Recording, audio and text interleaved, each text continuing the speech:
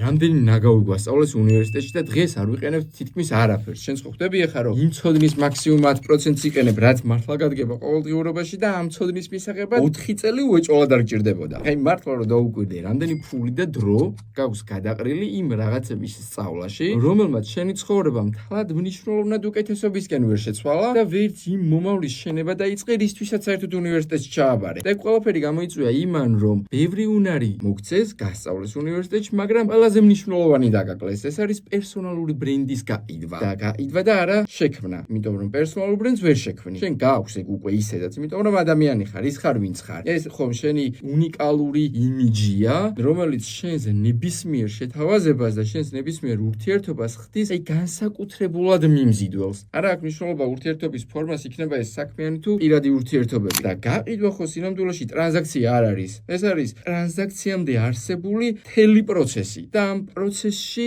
რა ურთიერთობაც გაქვს სხვა ადამიანთან. შესაბამისად, შენ როდესაც ადამიანს პირველად გაიცნობ, სანამ შენ სრულ ნდობას არ მოიპოვებ იმ ადამიანის იმ დონეზე, რომ შენ მან ან თავისი ცხოვრება განდოს, ან თავისი ფული განდოს, მანამდე ჩათვალე სულყიდი და პერსონალური ბრენდით გაყიდვა თუ არ იცი, გაცილებით მეტი ძალისხმევის დახარჯვა გჭირდება, რომ ეს ნდობა მოიპოვო. და შენ თუ გინდა ეხლა რომ ეს ძალისხმევა შეიმცირო და უფრო მალე მიხვიდე ხოლმე სასრულ წერტილამდე და შენი პროდუქტის თუ სერვისების გაყიდვა გაიუმჯობესო, იმით რომ შენი პერსონალური ბრენდით გაყიდვაც ისწავლო და დაამატო პაკეტში, მაშინ 549 ჩემო მიერ 3 დღიან ღონისძიებაზე, სადაც ამ წლების მანძილზე შენ რა უნარებიც გაქვს დაგროვებული, ამის პერსონალური ბრენდით გაყიდვას გასწავლი. და პირველი დღის ბოლოს შენ შეძლებ რომ გახდე ცნობადი მაშინაც კი, როდესაც საერთოდ ვერავინ ვერ გცნობს და დროთა განმავლობაში უკვე შენ სფეროში სიტყვა თქვა და გახდე გავლენიანი. მეორე დღის ბოლოს შენ შეძლებ რომ შენ დამი არსებული უნდობლობის დანგრევა დაიწყო.